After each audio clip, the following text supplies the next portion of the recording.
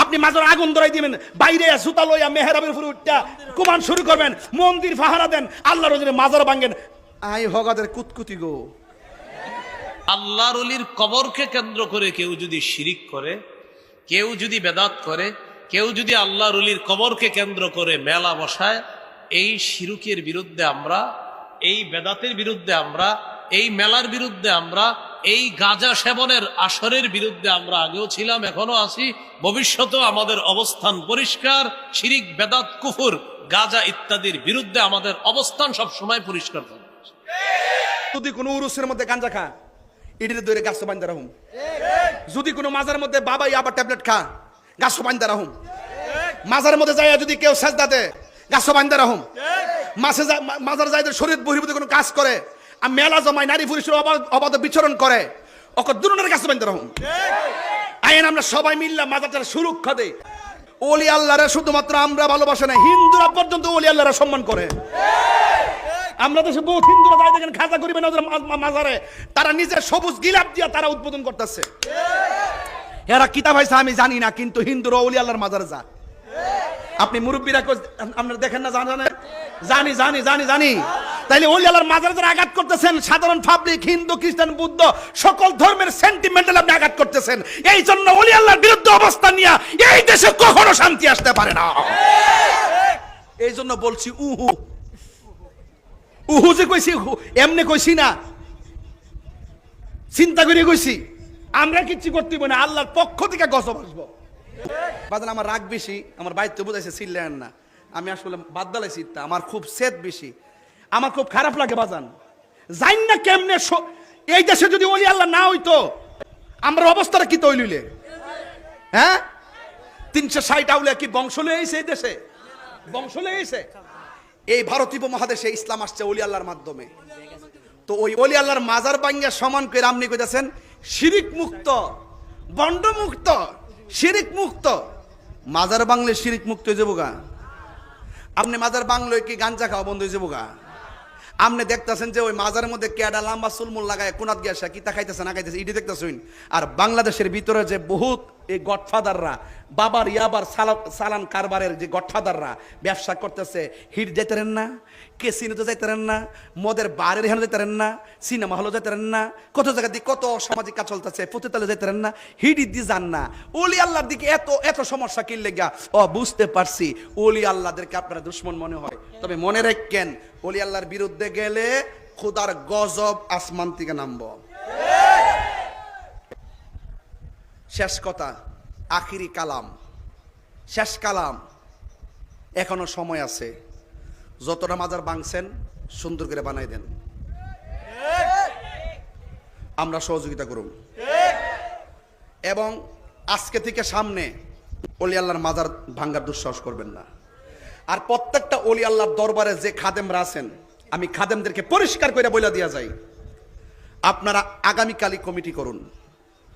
মাজার নেশামুক্ত, ইয়াবামুক্ত, অসামাজিক কার্যক্রম মুক্ত আপনি রেড জোন দিয়ে দেন যে এই মাজার জিয়ারতের জায়গা, এখানে এটা বন্ডামির জায়গা না।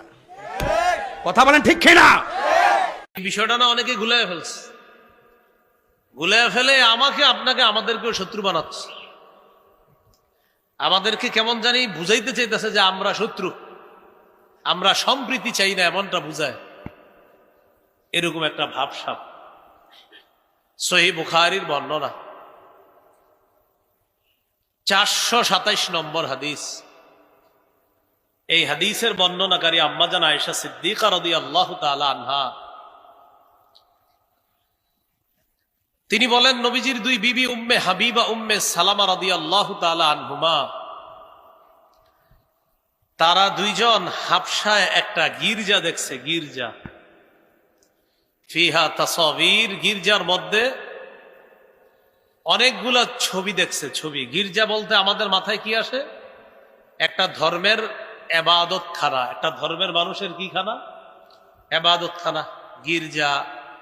তো এগুলা একটা ধর্মের মানুষের ইবাদত খানা। তো এই ইবাদত খানার মধ্যে দেখে কি? তাসাবির, ছবি, মূর্তি।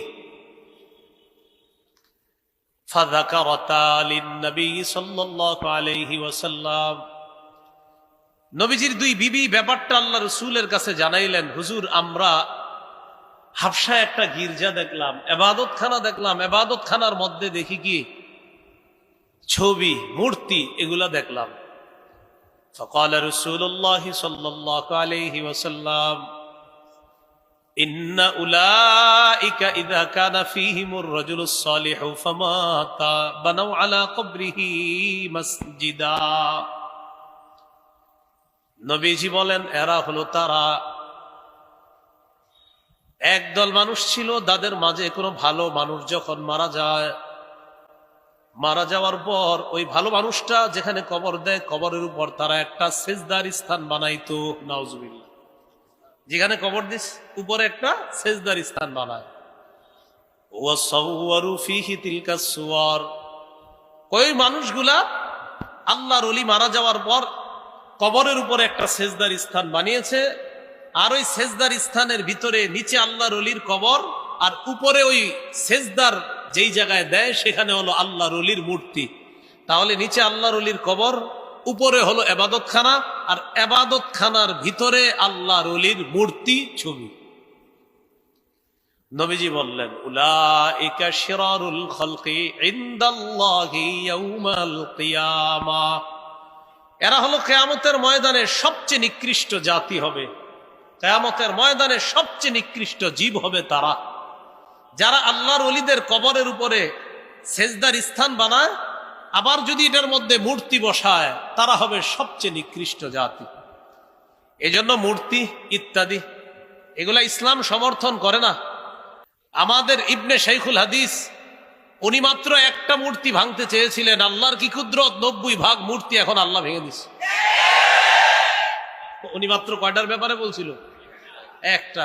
একটার ব্যাপারে বলাতে বেচারারে 3 বছর রাখছে ভিতরে।